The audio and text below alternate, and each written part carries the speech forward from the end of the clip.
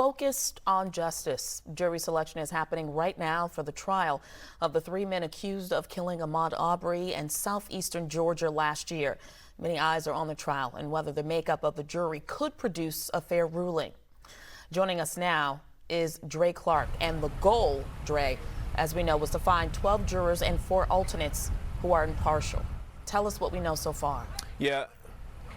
Yeah, good afternoon, Tashani. 16 is the magic number, so to speak. Court is back in session this afternoon here in Brunswick. It was a long day for the first day of jury selection, and most likely it will be another long day today. As you mentioned a moment ago, 600 jurors were summoned for this first round of questioning, if you will, and then if necessary, they'll bring in another 400 on next Monday. This is highly unusual, but the jury pool is so large. It's because so much about this case has been on the TV constantly. So the challenge and the difficulty is seating a jury that can be impartial and fair. And so they figure just in case they have to continue to decline people the opportunity to serve on the jury, they have that large pool as to give them more options and selections. Meanwhile, let's talk about how we even got to this point here with this trial, this murder trial here.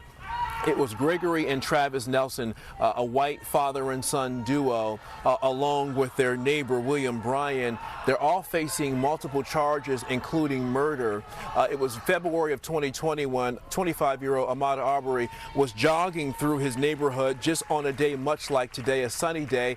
He was jogging, and then all of a sudden, the McMichael father and son jumped into their pickup truck armed with guns and ran him down, and then jumping out the truck and shooting Ahmaud Arbery at point-blank range with a shotgun. It was their neighbor, again, William Bryan, who saw what was happening, followed them, and he actually recorded the incident on his cell phone. And it wasn't until 3 months after the shooting and killing happened that the video was leaked to the media, and that's really what led to the indictment, the charges, and now the trial. The McMichaels will say most likely during their trial that they believe that Ahmaud Arbery was a burglary suspect and that they shot him in self-defense. Others will say they're not buying it. It looked like to be a cold case of murder. Meanwhile, the former Glenn County prosecutor, Jackie Johnson, she's also been indicted for misconduct. It's alleged that she was trying to help the McMichaels cover up the shooting and killing of Ahmaud Arbery.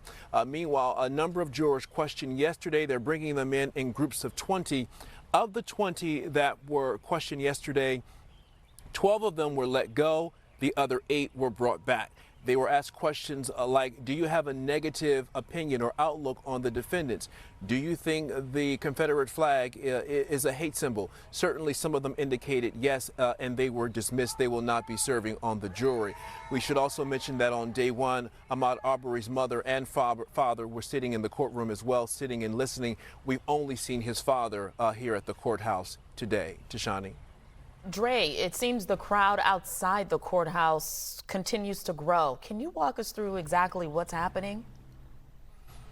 Yeah, let me step out of the way, and Chris, you can and push in there if you will. These are members of a coalition. They are from all across the country, cities like Los Angeles, Chicago, and Philadelphia. They all came here to Brunswick on buses, and they wanted to make sure that Ahmaud Arbery's family knows that they have support not just here in the greater Brunswick area, but from all across the country.